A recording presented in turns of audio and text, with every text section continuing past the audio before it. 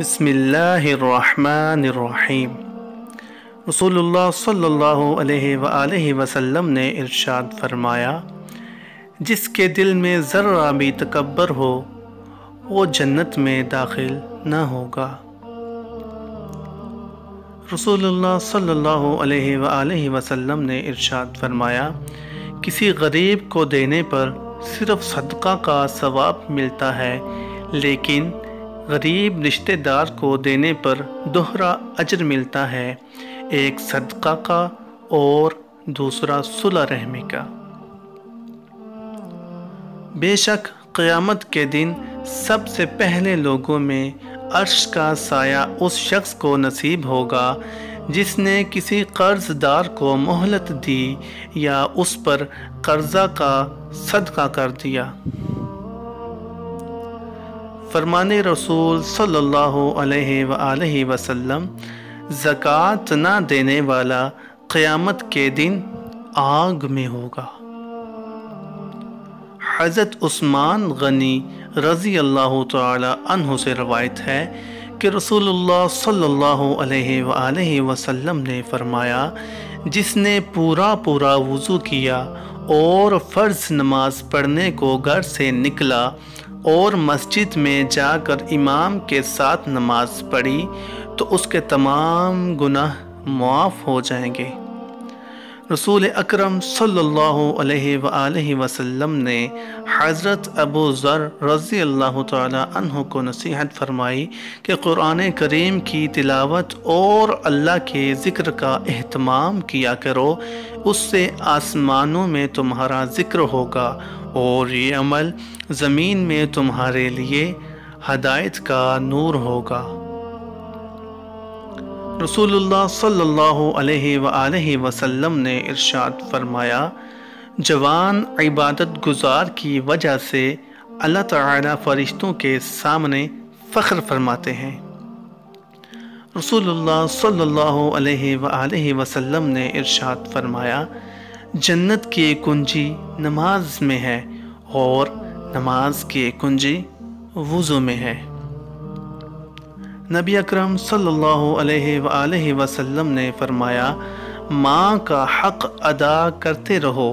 قسم ہے اللہ کی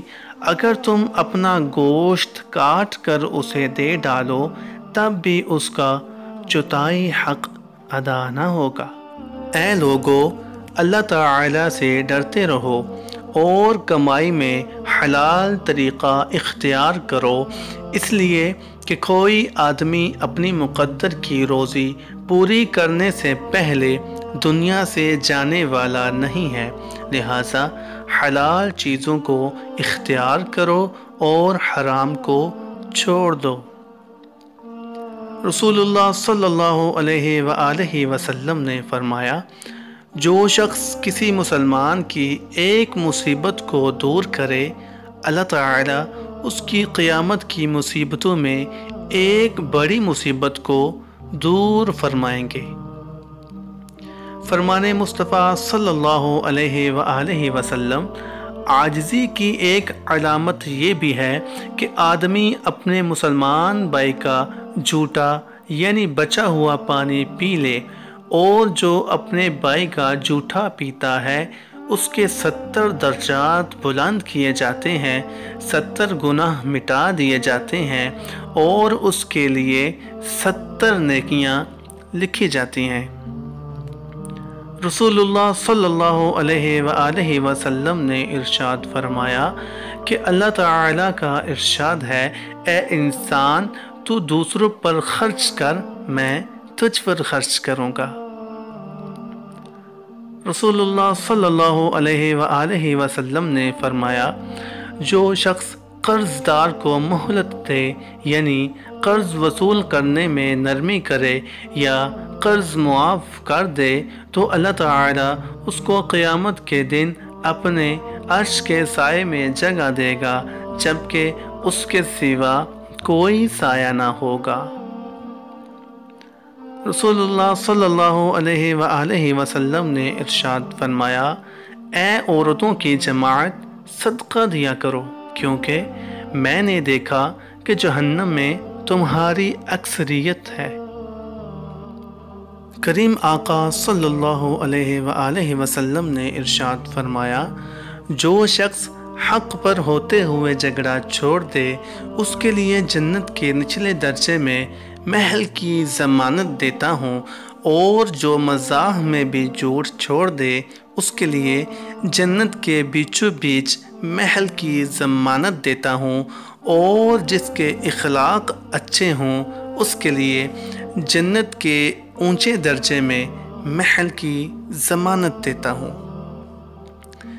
رسول اللہ صلی اللہ علیہ وآلہ وسلم نے ارشاد فرمایا، یاد رکھو اللہ کی مدد و نصرت صبر کے ساتھ ہے، اور ہر تکلیف و مصیبت کے بعد کشادگی ہے، اور بلا شبہ ہر تنگی و مشکل کے بعد آسانی ہے۔ حضرت ابو سعید خدری رضی اللہ تعالی عنہ فرماتے ہیں کہ رسول اللہ صلی اللہ علیہ وآلہ وسلم نے ارشاد فرمایا، جو شخص اپنے بستر کے پاس آ کر 3 مرتبہ یہ کہے، استغفر اللہ العظیم الذی لا الہ الا هو الحی القیوم واتوب الیہ،